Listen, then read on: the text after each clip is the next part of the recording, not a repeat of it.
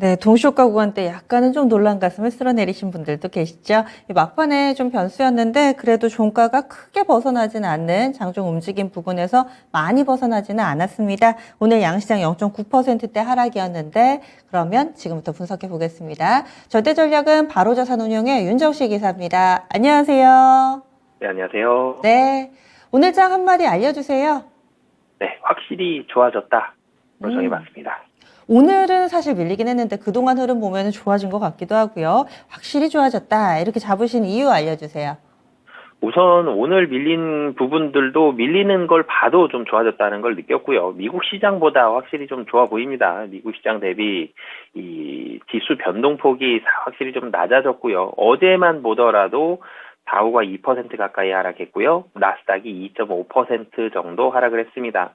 국내 증시 뭐 장중 내내 하락의 모습을 보여주긴 했지만 그래도 하락폭 자체는 상당히 제한적인 모습을 보여줬고요. 오늘 사실 걱정했던 부분은 선물에서 조금 매도가 나올 수도 있지 않을까라는 걱정, 옵션 만기일에다가 어제도 선물이 살짝 장 후반에 좀 밀리는 모습들 나왔었기 때문에 마지막에 종가 좀 유심히 봤는데 조금 밀리다 말았죠. 한 5포인트 정도 종가에서 코스피 기준으로 한 살짝 밀리는 모습들 보여주긴 했는데 그래도 이 정도면 굉장히 좀 선방한 모습이고요.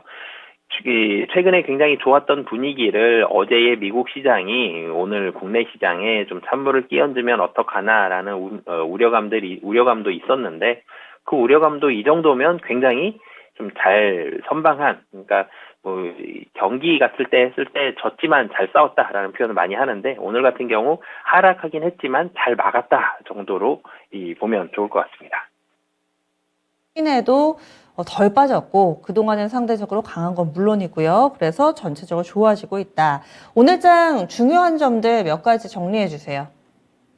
달러원 환율이 소폭 상승했습니다. 이 달러원 환율 그러니까 달러의 약세가 되는 게 좋긴 한데요. 너무 빠르게 좀 하락한 감도 없지 않아 있죠. 이게 공화당이 미국에서 압도적인 하원에서 좀 승리를 할 것이다라는 예상 때문에 환율이 좀 강하게 달러의 약세가 조정받는 모습들이 있었는데 공화당의 신승 정도가 예상이 되죠. 그렇기 때문에 이런 부분들이 전일 미국 시장에서 달러가 일부 좀 강세가 되는 모습 보여줬고 어제 같은 경우 환율 한 20원 정도 하락했습니다. 너무 많이 좀 빠르게 하락하는 모습들이 있었는데 추세 자체는 환율, 달러의 약세가 되는 게 맞다고는 보여지지만 너무 빠른 속도로 떨어졌고 오늘 같은 경우 한 12원 70전 상승을 했습니다.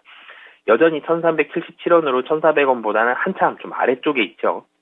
추세를 뒤엎는 건 아니지만 최근에 상당히 가파랐던 미국의 정치적인 흐름에 영향을 받았던 이 공화당의 압승에 영향을 받았던 달러의 약세가 조금 속도 조절되는 부분은 있는데요. 오늘 상승했다고 큰 걱정하기보다는 그래도 달러의 약세 흐름은 유지될 가능성이 높아 보이고요. 이 섹터별로 좀 본다라면은 수급적으로 좀 본다라면은 외국인과 기관이 모두 이 매도를 했습니다. 근데 매도 금액은 제한적이죠. 특히 외국인의 순 매도가 사실 장중에 조금 더 깊었었습니다. 거의 종가 부근에서는 2,400억을 좀 넘어갔었거든요. 그런데 막판에 이 외국인의 순 매수가 들어오면서 이 1,183억으로 이 외국인의 순 매도 금액 좀 적었는데 뭐 전기전자 쪽으로 순 매도는 좀 집중이 돼 있는 외국인의 모습을 보여줬고 전기전자 섹터를 제외하면 나머지 섹터는 이 뭐 순 매수와 순 매도 굉장히 큰 금액을 뭐 보여주는 섹터는 좀 적었다라고 보여지고요. 그 중에서도 그래도 좀 특징적인 섹터를 좀 살펴본다라면은 가장 좀 오늘 눈에 띄었던 거는 음식료 섹터들, CJ 제일제당, 오리온, 농심, 롯데 칠성까지 음식료 업종들이 좋은 모습을 오늘 좀 많이 보여줬습니다. 수급적으로는 약 한 250억 정도가 음식료로 좀 들어가는 그런 모습을 보여줬고요. 그리고 그 외에는 금융업도 400억 가까이 좀 순매수가 들어왔는데 종목별로 이 상승과 하락이 좀 크게 움직인 종목은 좀 적습니다. 다 나머지 섹터들은 외국인이 많이 샀으면 기관이 좀 많이 파는 그런 모습들이 나왔었기 때문에 특징적으로 순매수가 좀 많이 들어간 섹터는 음식료와 의약품 정도의 섹터가 들어왔고요. 뭐 두 종목의 공통점이 있죠. 실적이 좀 좋습니다. 예, 그렇기 때문에 실적에 방점을 맞추고 그리고 이 음식료 같은 경우는 실적이 좋은 거 대비해서 주가의 상승폭이 많지가 않았죠. 그런 부담이 좀 덜하다는 부분들까지 겹치면서 오늘 외국인들의 러브콜을 강하게 받았다라고 보시면 되겠습니다. 사실 평소 같으면 10원 움직이는 날은 큰 폭의 상승 이렇게 표현을 하는데 요즘 들어서 이 두 자릿수대 상승 하락이 워낙이 많아 소폭 상승 이렇게 또 표현을 해주셨네요. 그리고 또 눈에 띄는 종목군들까지 쭉 봤습니다. 내일장에서는 주요한 증시 일정들 그리고 우리가 봐야 될 점들 어떤 게 있을까요? 네, 오늘 밤 미국 사실 이게 어제 차익 실현 매물 나오는데 영향을 많이 미쳤었죠. 두 가지 선거 결과 좀 전에도 제가 말씀을 드렸는데 선거는 끝났는데 이제 결과 나오겠죠. 그래서 선거 결과와 그리고 미국의 CPI 발표 이 두 가지입니다. 이 선거 결과에는 이 국내 선거는 사실은 그 지수에 영향 크게 많이 안 미쳤는데 미국 선거 결과가 국내 지수와 환율에 영향을 더 많이 미치는 것 같습니다. 이 선거 결과 잘 보시면서 이 미국의 선거 결과에는 저는 그렇게 보시면 좋을 것 같아요. 공화당이 압승을 못했죠. 그렇기 때문에 환율에 있어서의 영향력만 좀 중점적으로 좀 보시면 될 것 같고요. 공화당이 많이 못 이겼기 때문에 조금 걱정했었던 신재생 에너지 쪽의 움직임들도 다시 원래대로 돌아간다. 뭐 이 정도기 때문에 중간 선거 결과 중요하지만 국내 시장에 미치는 영향력은 거의 다 나왔다라고 보여지고요. 그리고 이제는 이 CPI가 굉장히 중요하죠. CPI가 너무 좋게 나오는 게 안 좋습니다. 지금은 국내 시장 오늘은 조정받았지만 오늘을 제외하고 4일 동안 100포인트 정도 올랐다가 오늘 22포인트 조정받았습니다.